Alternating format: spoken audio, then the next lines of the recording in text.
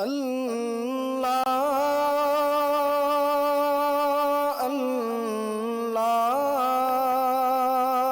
اللہ اللہ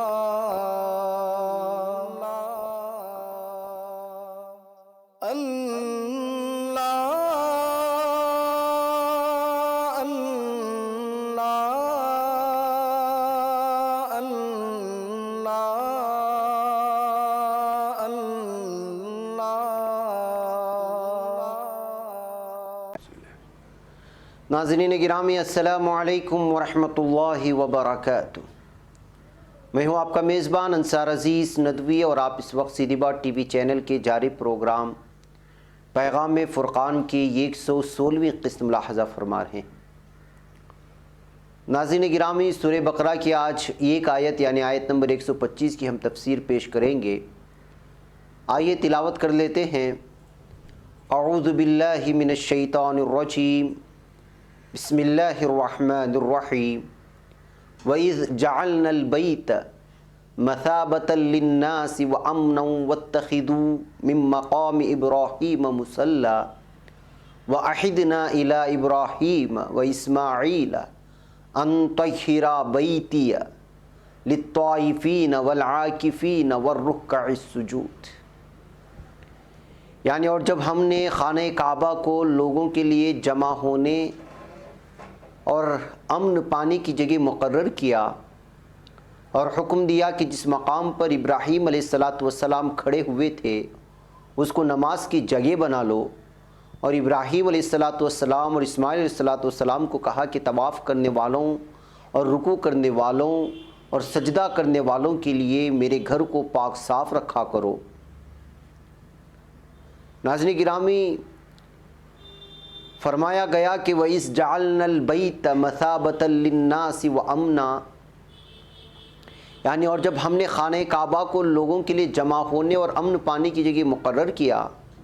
کسی عرب شاعر نے کیا خوب کہا ہے، جس کا ترجمہ ہے، روز اول ہی سے اس کے محاسن اور خوبیاں عیاں ہیں، اور لوگوں کے دل مقناطیس کی طرح وہاں کھنچے چلے آتے ہیں۔ کس قدر سچ ثابت ہوا اللہ تعالیٰ کا یہ اعلان۔ آج بھی لاکھوں افراد پر مشتمل یہ اجتماع اس اعلان کی حقانیت ظاہر کر رہا ہے۔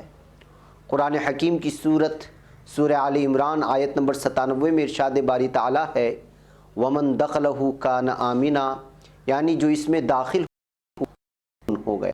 مولانا عبد الماجد دریابادی لکھتے ہیں، مثابہ مصدر ہے، ثوب کے معنی ہیں، کسی شے کا اپنی حالت اصلی یا حالت مقصود کی طرف لوٹنا۔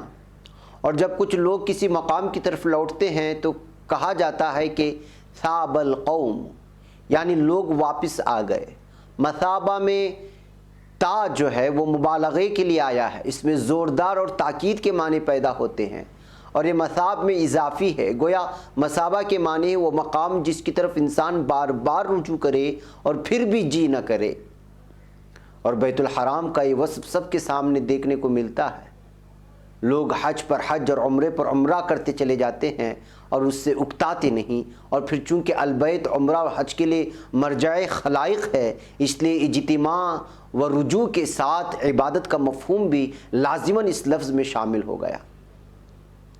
عام زائرین کا جو تانتا کعبۃ اللہ کی زیارت و عمرے کا سال کے ہر موسم، ہر فصل، ہر زمانے میں لگا رہتا ہے، اس سے قطع نظر تصور میں نقشہ ان لاکھوں انسانوں کا اجتماع جو صرف حج کے موقع پر کھینچے چلے آتے ہیں، صرف حجاز یا ملک عرب ہی کے ہر حصے سے نہیں بلکہ روئے زمین کے ہر خطے، ہر علاقے، ہر ملک سے آتے ہیں۔ اور پھر یہ بھی ذہن میں رکھ لیجئے کہ سلسلہ 10-20 سال سے نہیں، حضرت ابراہیم علیہ السلام کے زمانے یعنی تقریباً 4000 سال سے قائم ہے، جب جا کر للناس لوگوں کے لیے کی جامعیت کی تفسیر ذہن میں آ سکے گی۔ امناً معمونیت اسی سے ظاہر ہے کہ صرف عمارت کعبہ یا مسجد الحرام ہی نہیں بلکہ ارد گرد کی سرزمین میلوں تک داخل حرم ہے، اور حرم وہ علاقہ ہے جہاں انسان کی جان لینا الگ رہا، جانور تک کا شکار جائز نہیں، اور یہ حکم تو خیر شریعت اسلامی کا ہے۔ عرض حرم کا مأمن یعنی جائے امن و سلامتی ہونا جاہلیتوں کو بھی مسلم رہا ہے، یعنی دور جاہلیت میں بھی حرم کا تقدس تسلیم کیا جاتا تھا۔ پھر آگے ارشاد فرمایا گیا کہ وَاتَّخِذُوا مِن مَّقَامِ إِبْرَاهِيمَ مُصَلًّى، یعنی اور حکم دیا کہ جس مقام پر ابراہیم کھڑے ہوئے تھے اس کو نماز کی جگہ بنا لو۔ مقام ابراہیم وہ پتھر جس پر کھڑے ہو کر سیدنا ابراہیم علیہ السلام نے بیت اللہ کی تعمیر کا آغاز کیا تھا، اور بعض کے نزدیک حرم اور اطراف حرم سب کا سب مقام ابراہیم علیہ السلام میں شامل ہے۔ مولانا امین احسن اصلاحی رحمۃ اللہ علیہ لکھتے ہیں، آیت میں مقام ابراہیم کا لفظ آیا ہے، مقام سے کیا مراد ہے؟ علماء تفسیر سے اس بارے میں دو قول منقول ہیں۔ یہ گروہ کے نزدیک اس سے مراد وہ پتھر ہے جس کے متعلق یہ مشہور ہے کہ حضرت ابراہیم علیہ السلام نے اس پر کھڑے ہو کر خانہ کعبہ کی تعمیر کی تھی۔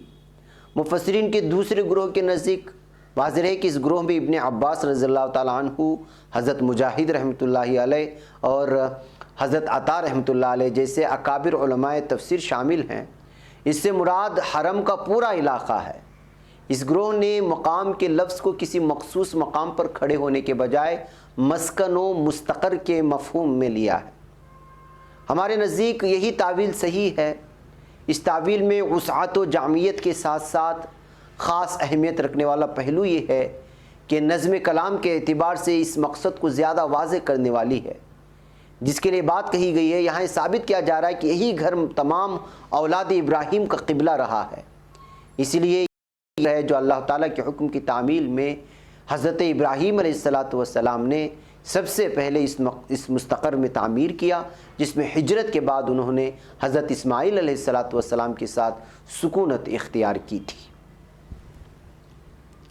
ظاہر سی بات ہے کہ مقام ابراہیم کوئی وسیع جگہ ہے جس میں حج اور عمرہ کرنے والے ہزاروں اور لاکھوں انسان بیک وقت سما سکیں اور رب جلیل کٹ پر جبین نیاز خم کر سکیں، اور یہ حرم کا پورا علاقہ ہے جسے جائے نماز یعنی مصلی بنایا جاتا ہے۔ آگے فرمایا گیا وَأَحِدْنَا إِلَىٰ إِبْرَاهِيمَ وَإِسْمَاعِيلَ أَن طَهِّرَ بَيْتِيَ لِلطَّائِفِينَ وَالْعَاكِفِينَ وَالرُّكَّعِ السُّجُودِ، یعنی اور ابراہیم اور اسماعیل کو کہا کہ طواف کرنے والوں اور رکوع کرنے والوں اور سجدہ کرنے والوں کے لیے میرے گھر کو صاف اور پاک رکھا کرو۔ ناظرین، سیدنا اسماعیل علیہ السلام اور حضرت ابراہیم علیہ السلام کے بڑے بیٹے تھے۔ ابراہیم علیہ السلام کی مصری بیوی حضرت حاجرہ علیہ السلام کے بطن سے تھے۔ سال ولادت غالباً 2074 قبل مسیح، توریت کے مطابق عمر 137 سال کی پائی۔ عرب کا مشہور عالی نسب قبیلہ قریش آپ ہی کی نسل سے ہے، اس لیے آپ رسول اللہ صلی اللہ علیہ وسلم کے بھی مورث اعلیٰ ہوئے۔ پاکیزہ رکھنے کے بعد طہارتوں کو ملحوظ رکھا جانا ہے، دو طہارتوں کو، یہ کہ ظاہر طور پر غلاظت اور گندگی سے طہارت اور صفائی کا خیال رکھنا، اور دوسرے یہ کہ باطنی لحاظ سے یعنی شرک و بدعات اور فتنہ و فساد سے بچنا۔ جہاں تک طواف کی بات ہے تو خانہ کعبہ کے گرد اللہ تعالیٰ کی عظمت و کبریائی بیان کرتے ہوئے چکر لگانا جو فدویت اور نیازمندی کا ثبوت، حج اور عمرہ میں یہ فرض ہے۔ پھر اعتکاف کرنے والوں کا ذکر اس آیت میں ہے۔ شریعت کی اصطلاح میں اعتکاف مسجد کے اندر عبادت کی نیت سے ایک مدت تک قیام کو کہتے ہیں۔ رمضان کے آخری عشرے میں اعتکاف سنت ہے۔ اب آیت مبارکہ کی حکمت و بصیرت یہ آ رہی ہے ناظرین گرامی کہ اسلام کی صداقت کی بہت بڑی دلیل اس کی ہمگیر جاذبیت بھی ہے۔ اس جذب و کشش کا سب سے بڑا مرکز بیت اللہ ہے۔ سیدنا ابراہیم علیہ السلام نے اپنے فرزند ارجمند سیدنا اسماعیل علیہ السلام سے مل کر کئی سو سال پہلے اس وادی غیر ذی زرع بے آب و گیاہ زمین میں اللہ کا گھر بنایا، اور رب کریم صلی اللہ علیہ وسلم کے حضور قرآن کی ان الفاظ میں فریاد کی کہ فَجْعَلْ أَفْئِدَةً مِّنَ النَّاسِ تَهْوِي إِلَيْهِمْ، تو لوگوں کے دلوں کو ان کا مشتاق بنا۔ یعنی الہ العالمین ایسے اسباب مہیا فرما دے کہ زمین تیری عبادت کے لیے مرجع خلائق بن جائے اور اس کی بظاہر ویرانی باطنی انوار سے مالا مال ہو جائے اور لوگ اقصائے عالم سے اس کی طرف کھینچے چلے آئیں۔ رب کریم نے اپنی اس مخلص اور وفادار بندی کی دعا قبول فرمائی۔ لوگ دور دراز کا سفر طے کر کے عقیدت و محبت کے پھول نچاور کرتے ہوئے وہاں پہنچتے ہیں۔ دنیا کے ہر خطے اور ہر ملک کے مسلمان، ہر نسل اور ہر ذات کے اہل ایمان اس مقدس مرکز میں جمع ہوتے ہیں، اور سب کے سب ایک ہی قسم کے لباس میں ملبوس اور ایک ہی جیسی صدائے توحید سے فضا کو معمور کر دیتے ہیں۔ ان میں اونچ نیچ، کالے گورے، مشرقی و مغربی تفریق مٹ جاتی ہے۔ گویا کہ سب مسلمان اخوت و محبت کی تصویر بن جاتے ہیں۔ کأنہم بنیان مرصوص، گویا کہ وہ سیسا پلائی ہوئی دیوار کا نقشہ آنکھوں کے سامنے آتا ہے۔ دراصل اسلام اپنے ماننے والوں کے درمیان بھائی چارے کی ایسی ہی فضا قائم کرنا چاہتا ہے۔ نمبر 2 حکمت یہ ہے ناظرین گرامی آیت کی کہ حکم ہوتا ہے کہ مقام ابراہیم علیہ السلام کو نماز کی جگہ بناؤ۔ حرم میں داخل ہونے پر زائر کو چاہیے کہ سیدنا ابراہیم علیہ السلام کی طرح اللہ کے لیے اپنی جان، اپنا مال، وطن و دیار اور شعوب و قبائل کو قربان کرنے کو تیار ہو، کیونکہ ابراہیم علیہ السلام کو انہی قربانیوں نے دنیا کا امام و پیشوا بنایا تھا۔ نمبر 3 حکمت یہ ہے، جس طرح بیت اللہ کی ظاہری اور باطنی پاکیزگی کا حکم دیا گیا، اسی طرح دنیا میں بنائے جانے والی ہر مسجد اسی حکم کے تحت آ جاتی ہے، اور مسجد کے ارد گرد بسنے والوں کا فرض بنتا ہے کہ اس بات کا پورا خیال رکھیں۔ اور نمبر 4 یہ ہے کہ مساجد کی شان قیام صلاۃ اور رکوع و سجود سے برقرار رہتی ہے، اسی سے مسلمانوں کی معاشرتی اور معاشی زندگی مضبوط ہوتی ہے۔ افسوس کہ مسلمانوں نے اس کی روح کو ضائع کر دیا۔ دن میں 5 بار محلے کی مساجد میں نمازیں، جمعہ المبارک کے دن جامع مسجد میں نماز، کھلے میدانوں اور پارکوں میں عیدین کی نماز، اور پھر ہر سال حج کا عظیم الشان اجتماع، کیا ان کی صف بندی اور اتحاد کا بے نظیر اور بے مثال مظاہرہ نہیں ہے؟ کیا وہ مل بیٹھ کر اپنے تمام مسائل حل نہیں کر سکتے؟ آج مسلمان ذلیل و خوار کیوں ہو رہا ہے؟ آئیے قرآن کی ہدایت پر عمل پیرا ہو جائیں اور سمجھنے کی کوشش کریں۔ ناظرین مجھے یہاں پر اجازت دیں۔ السلام علیکم ورحمۃ اللہ وبرکاتہ۔